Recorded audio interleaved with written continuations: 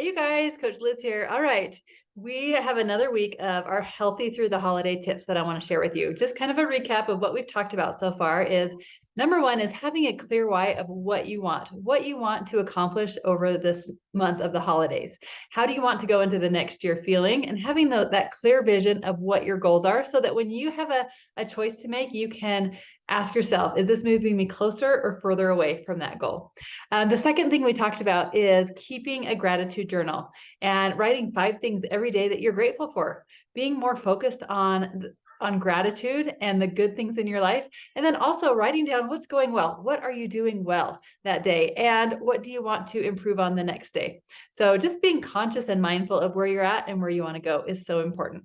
Last week, we talked about the importance of planning ahead, whether it be meal planning, knowing ahead of what you're going to eat for your lean and green meal or even your meals throughout the day. And then planning ahead when you have a party or even when you're leaving the house, asking yourself, what am I going to need for this 3 hours while I'm gone? Do I have my water? Do I have some healthy snacks? Am I planning ahead for success? All right, so today I want to talk to you a little bit about food fallacies when it comes to the holidays. We all have them. We all have these thoughts that we think are fact. And this last week we did a health event. I'll actually post the playback in the comments of the webinar, but we talked about a mindset tool that is very helpful. It is separating fact from story. So often we think that just because we think it, it is true, that it's fact. But often most of our thoughts are actually just stories that we're telling ourselves that are not even true. And so when you can actually ask yourself, is that a fact or just something, just a thought or just a story that I'm telling myself, that can really help. So we'll go into more detail on that, but I wanted to first talk to you about stop, challenge, choose. In the life book, Dr. Anderson teaches about stop, challenge, and choose. And that's such a great way to just be mindful and conscious of our choices and our thoughts, really. So when we have a choice, it's good to stop and think about that. Is this moving me closer or further away from my goal? So for example, oh, someone brought brownies over. Do I really want to eat this brownie? You might stop and ask yourself. And some of my clients have said, I stopped and thought about it and I chose yes. But that wasn't really a thought. It was just like, I let it pass through my mind and I chose yes. So when we have stop, challenge, choose come into play, this is how I want it to play out. So you stop. So someone brings the brownies over. You stop. And let's think about like an intersection. There's a 4-way stop. You stop and you look both ways. You think about, where am I going? Which way do I want to go? You actually even you don't do a rolling stop. You don't do like a California stop where you just stop and then go. You actually stop. Maybe you pull on the emergency brake, you stop and think for a second before you go. So you stop, you challenge that thought. Okay, are these brownies worth it? Is it my very favorite things? Is it like a special occasion that I really think it's important to enjoy a little bit of brownies? Is it going to move me closer to my goal or is it moving me further away from my goal? To actually stop and think and ask yourself that.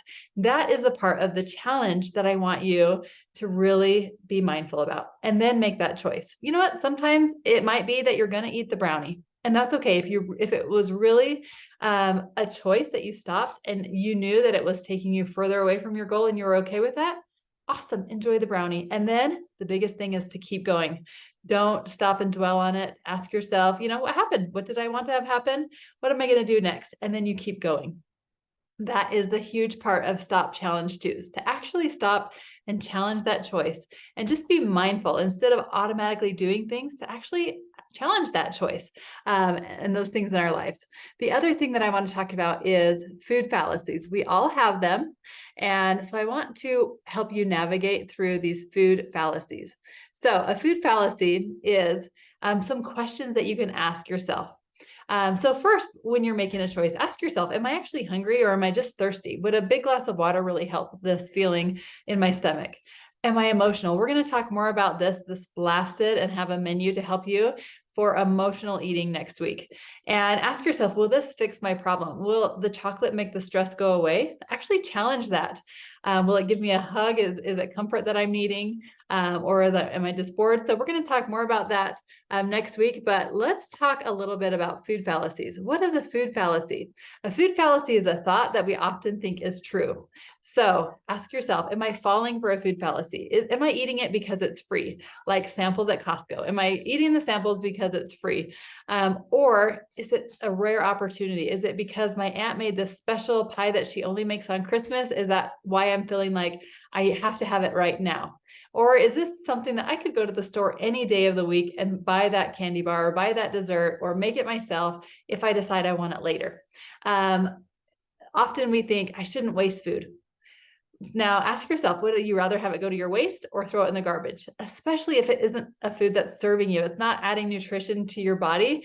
Don't think of it like a waste, because those foods are just pleasure foods. They're not actually adding to your nutrition at all. Those are foods that you can take a bite or throw the whole thing away and not feel like you wasted it, because you got to enjoy the look of it.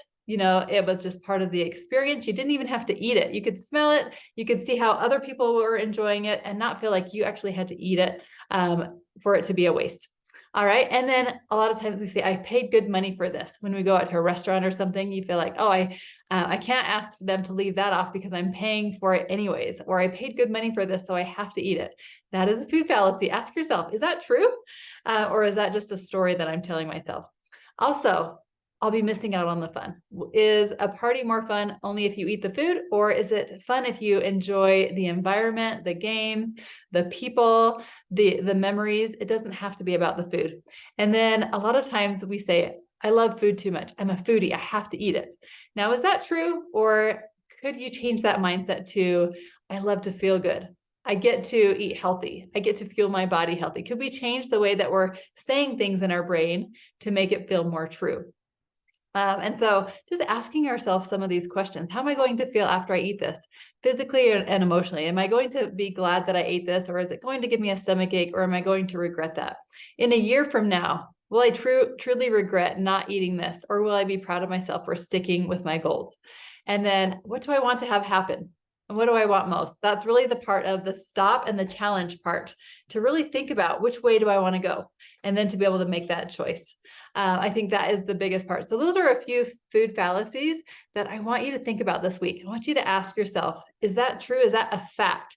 Could it be proven in a court of law that this is a fact? Or is this just a story that I'm believing at this time, that I could change my thoughts and I could change that story to help me to serve my goals better, to help me move forward? So that's a few things that I just want you to think about this week as we're really focusing on being mindful through the holidays. Is practice that stop, actually stop all the way, look both directions. Which way do you want to go? Think about it, and then make the choice. So stop, challenge, choose is your challenge for this week, to implement that every day in your life. Stop, challenge, choose. All right. Have a good week.